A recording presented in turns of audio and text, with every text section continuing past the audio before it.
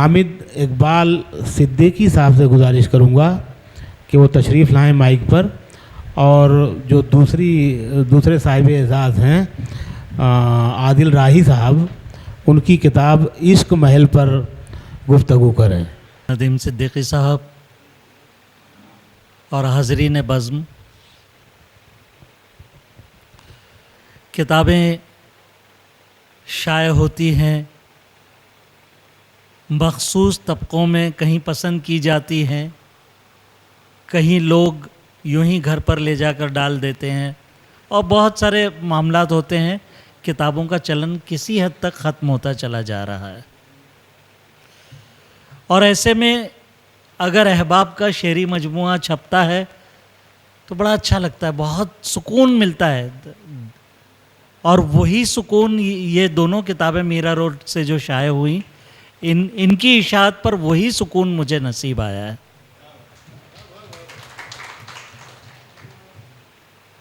میرا روڈ یوں بھی ادب کے تعلق سے مختلف چند اہم نام ادھر ادھر گونجے ابھرے، میرا روڈ چھوڑ کر چلے بھی گئے کچھ احباب، لیکن جس طرح سے ممبرا سے اہم شعراء آج بھی ممبرا کے نام اگر لیتے ہیں ہم تو قیس الجعفری صاحب کا نام فوراً منہ پر آتا ہے، ندیم صدیقی صاحب ہیں، آوارہ سلطان پوری صاحب، ایسے بہت سارے بزرگ جو ہے، اور نئے شعراء میں عرفان خاص طور پر فوراً ذہن میں آ جاتا ہے ممبرا کا ذکر کرتے ہی۔ لیکن میرا روڈ کی بدقسمتی یہ ہے کہ میرا روڈ کا ذکر ہوتا ضرور ہے کہ ادبی مرکز ہے، لیکن کوئی قابل ذکر نام ویسے ادب میں نہیں آتا کہ ہاں ٹھیک ہے۔ ایک ہمارے پاس بڑے اہم افسانہ نگار رہے میرا روڈ پر، سلام بن رزاق صاحب، وہ نوی ممبئی چلے گئے، اللہ انہیں صحت دے، علیل ہیں وہ، لیکن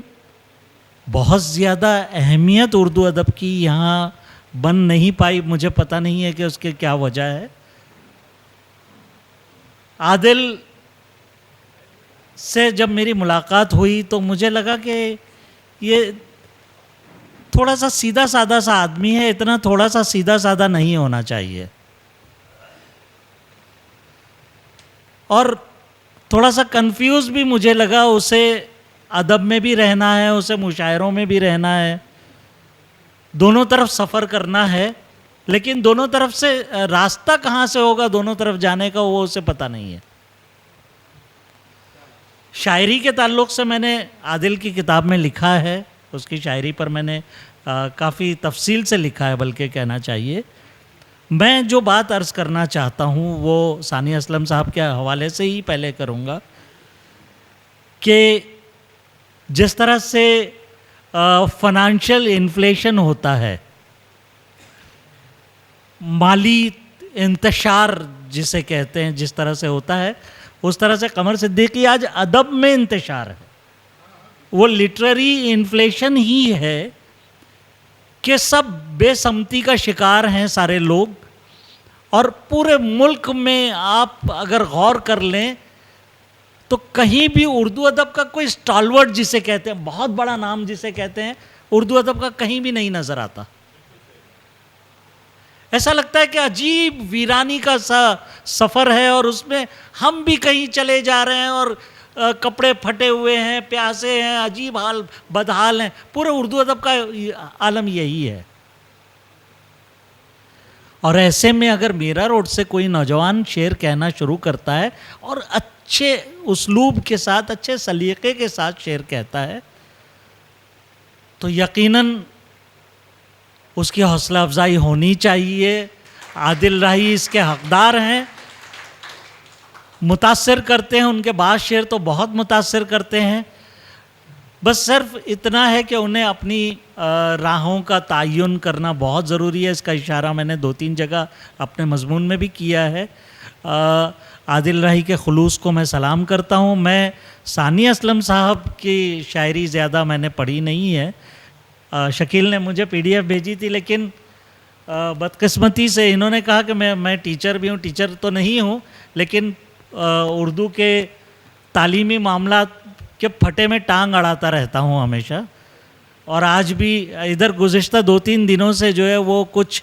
ایک اردو اسکول جو بالکل بند ہونے کے در پہ ہے اور جس کا انتظامیہ آپس میں سر پٹول کر رہا ہے، تو ان کے معاملات میں پھنسا ہوا ہوں میں، ان کو کسی طور سدھار سکوں. تو میں پڑھ نہیں پایا، معافی چاہتا ہوں اسلم صاحب، میں پڑھ نہیں پایا تھا آپ کی کتاب، لیکن عادل راہی کے تعلق سے میں بہت